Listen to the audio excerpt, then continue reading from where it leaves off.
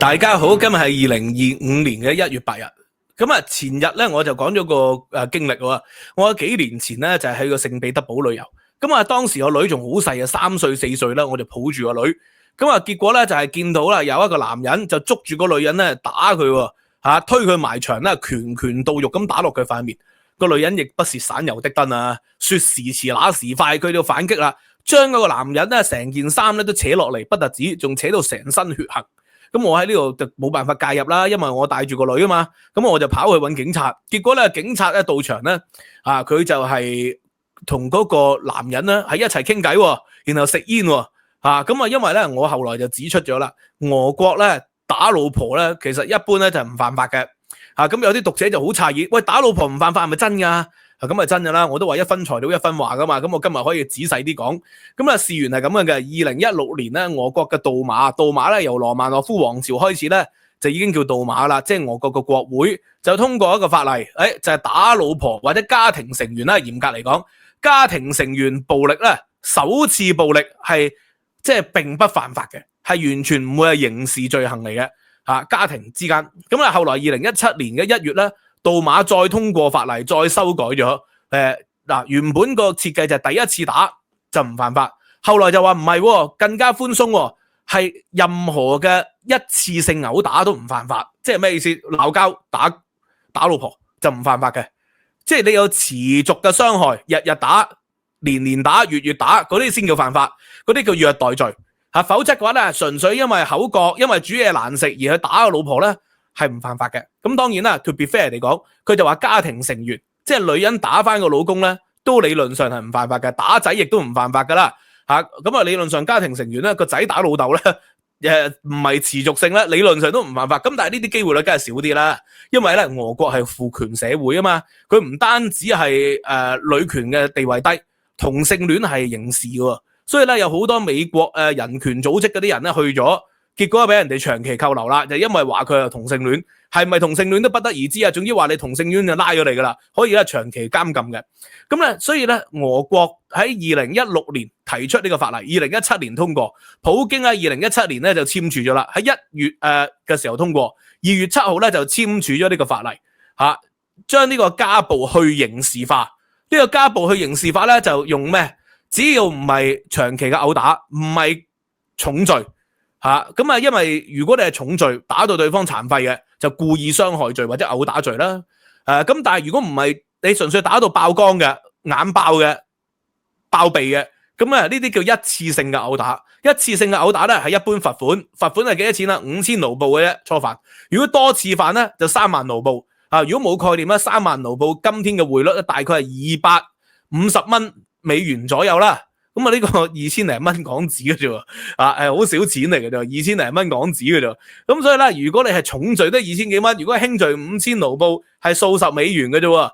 咁所以咧，只要佢個法律定義就係1年內重複發生，而且嚴重傷害先叫做刑事罪行。如果唔係嘅，係個別性嘅，即係鬧交、煮嘢難食、清潔得唔乾淨，因為睇佢老婆唔順眼。間中打一鑊咧，執1兩劑咧，喺呢個情況底下咧就唔犯法嘅。咁咧即係好野蠻係咪啊？即係我哋現代社會咧，梗係覺得好野蠻啦，唔係我哋覺得好野蠻。俄國人嘅行為咧，即係令人哋發指嘅實在太多啦。咁當年啦，7年前呢個新聞已經7年前啦，出咗嚟之後咧，聯合國有好多嘅即係資料咧，就譴責呢個普京嘅。咁喺俄國當時咧仲有啲 NGO 噶嘛。結果啲 NGO 咧抗議又拉埋啦，又封鎖埋，所以就啲人話民主冇用嘅，民主自由民主唔可以攞嚟食飯嘅，自由民主唔係可以攞嚟食飯，但係起碼可以保護到自己嘅老母、自己嘅老婆唔會成日俾人毆打啊嘛。咁俄國點解會有毆打女人嘅傳統文化咧？中國都當然有啦，鐵鏈女嗰啲都有。中國咧喺2016年咧就係有反家暴法，反家暴法咧就係將家暴刑事化。咁當然啦，中國長期嘅家暴，雖然你話刑事化咗通過啫，但係國家自掃門前雪，不管他人瓦上霜呢個都普遍啦。鐵鏈女數以百萬計嘅呢個嘅拐賣婦女今天仲喺中國盛行。咁呢個就係法不責眾啊嘛，法不責眾咧，俄國都係咁。中國咧唔將呢啲拐賣婦女嘅嘢真正刑事化佢，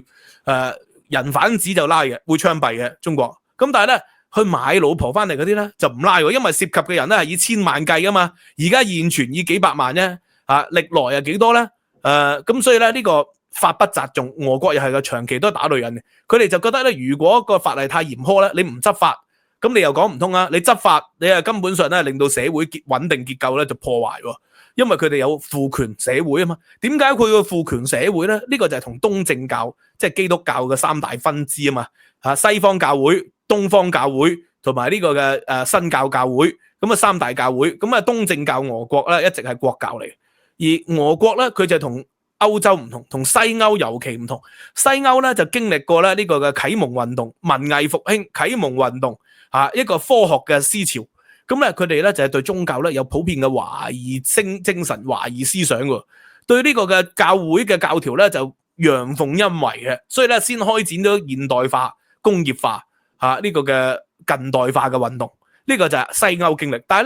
咧俄國就冇嘅，俄國咧喺呢個嘅兩次革命，所以2月革命同10月革命爆發前，都仲係一個農奴社會，佢就冇經歷過資本主義發展喎，冇經歷過近代化 modernization，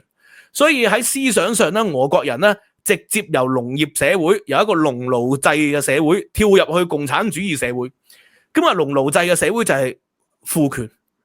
基督教原教旨主義思想咁基督教原教旨主義思想咧，女人係冇地位噶嘛。你見到今天嘅西方教會羅馬教廷，修女都冇權投票噶，都係即係神父男權，都係父權嚟噶嘛。但係問題西方嘅教會就慢慢已經衰落啦嘛。雖然咧而家天主教會周圍都有學校，咁但係一般真正信天主教嘅人唔多好多係受洗嘅，都為咗入學嘅啫因為嗰啲係名校。咁所以真正有信仰嘅唔多，但係俄國唔同喎，俄國咧就係經歷呢個嘅啟蒙運動同埋呢個嘅文藝復興嘅時期咧，佢哋都係能夠置身事外嘅，仍然係維持喺呢個中古自然經濟、農業社會、農奴制度，所以佢哋係冇經歷思想嘅洗禮對宗教咧仍然有一個咧固定嘅擁抱呢個就係造成咗咧俄國咧父權、反同性戀反呢個嘅多元性別呢個捍衛傳統家庭價值對女性係有歧視敵視，呢個係悠久以嚟嘅一個傳統嘅固態嚟嘅，因為喺東正教聖經嘅傳統，喂，女人係男人嘅附屬嚟噶嘛呢個嘅女性係一直都冇地位冇權噶嘛呢個嘅夏娃喺亞當嘅身上攞個肋骨出嚟嘅啫嘛，所以咧喺咁嘅情況底下咧，俄國係保持咗呢個中古時代咧嗰種封閉嘅教會思想呢個第一。第二，跳到去共產主義時期，共產主義咧又係權力核心佢由以往嘅宗教核心就變成咗咧馬克思列寧史太林主義信仰嘅核心，佢哋都係父權嚟噶。俄國有邊個領導人呢個蘇聯有邊個領導人係女性嚟嘅啫？冇啊，從來都冇。中國都話女性能頂半邊天啦都出咗一啲嘅部長呢個嘅吳儀外交部部長都出咗女性係嘛？以往仲有江青做咗最高嘅國家領導人之一咁但係咧呢個嘅俄國係冇嘅喎，喺蘇聯時代即係冇，喺今天亦都冇。女性係冇辦法好似西歐咁站到最頂峰，好似台灣咁蔡英文總統站到最頂峰。俄國係冇喎，長期對女性咧係有敵視嘅咁呢個就係個原因咧，就未經歷過啟蒙，冇佢有思想上嘅啟發。所以俄國嘅革命咧，無論1905年嘅日俄戰爭導致爆發嘅俄國革命，還是係1917年呢個嘅兩次革命，2月革命同10月革命，呢一種就係以救亡代替啟蒙。佢就從來冇啟蒙嘅，淨係得救亡嘅啫。就係喂打輸咗俾日本小日本都打唔贏咁所以咪造反咯。後來咧一次世界大戰咧又打輸咗德國普魯士咁呢個奧地利又唔夠佢哋打，然後咧佢哋國內又爆發革命咯。所以從來佢哋嘅革命咧只係針對當時嘅問題。去到蘇聯解體又係啦，因為太窮咯，切爾諾貝爾呢個嘅火箭計劃、太空計劃燒光晒啲錢啦。咁所以咧，佢哋又爆發革命，係純粹救亡，而冇真正嘅啟蒙嘅。咁所以對現代社會咧，就西方唔同，西方係經歷過咧呢個嘅文藝復興、啟蒙運動，去到而家咧就女權主義嘅解放呢啲係一脈相承嘅。咁當然啦，西方亦都過猶不及嘅，因為咧呢個嘅現代咧就有女權主義啊嘛呢個嘅去罩化啊嘛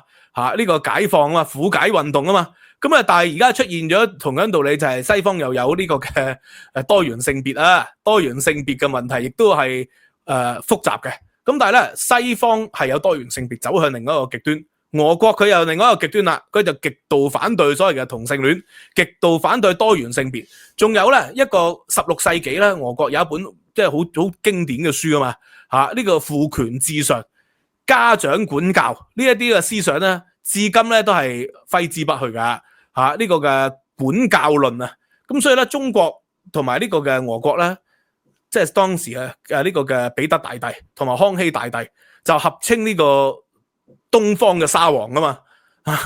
就係點解咧？就係呢個東方專制制度啊，中國實行專制制度啊，咁君主至上，而呢個嘅沙皇亦都係實行呢個君主制度嘅，父權制度嘅，呢個咧雖然咧俄國咧以往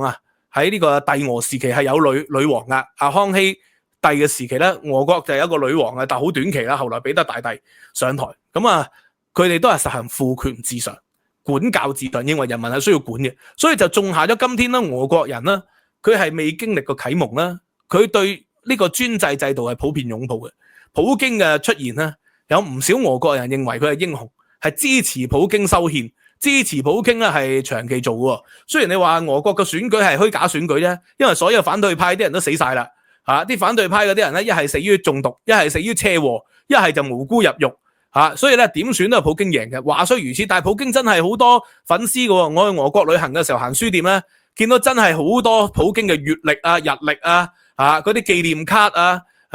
家居嘅擺設啊，真係有人買嘅，唔係好似習近平新時代嗰啲書咧擺喺當眼處，但係冇人買嘅。俄國普京嗰啲紀念品咧，普京朱古力咧都有人買嘅，咁所以咧佢對呢個嘅 LGBTQ 而家咧就係即係嚴厲對付。咁有啲捍衛傳統價值嘅人，梗係話叫好叫座啦。咁但係問題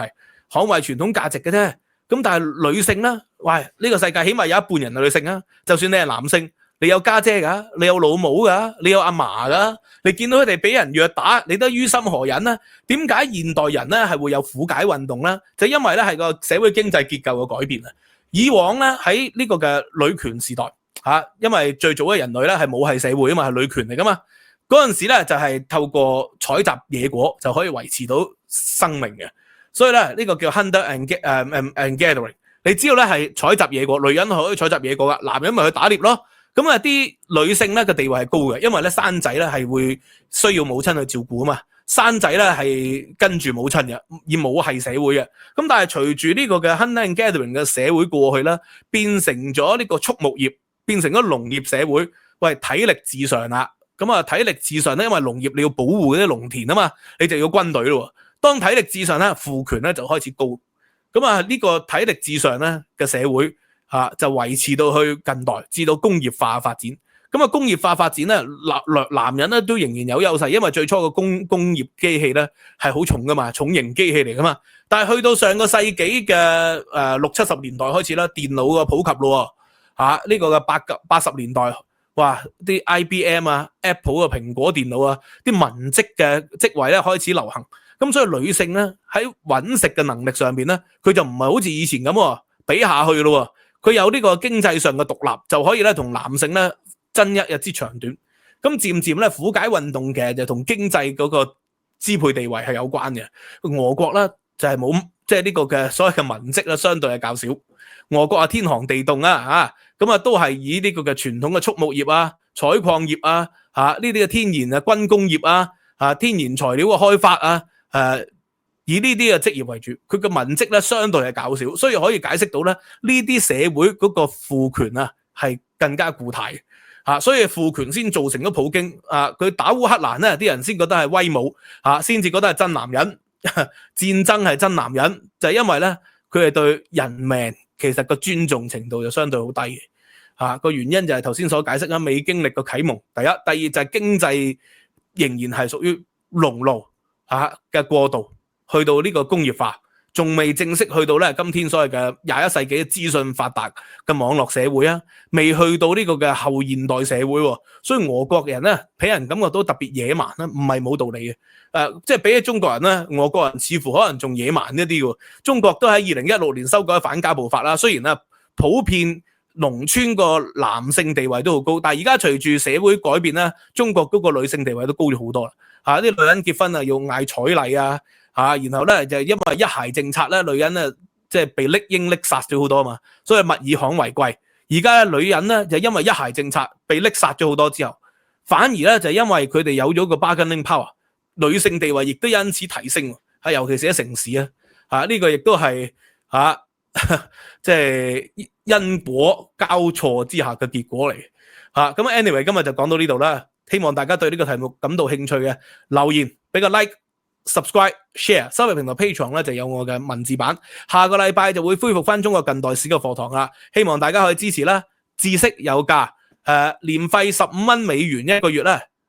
月費15蚊美元一個月咧就可以無限重溫嘅，用年費訂閱咧仲有 discount， 多謝大家支持，拜拜。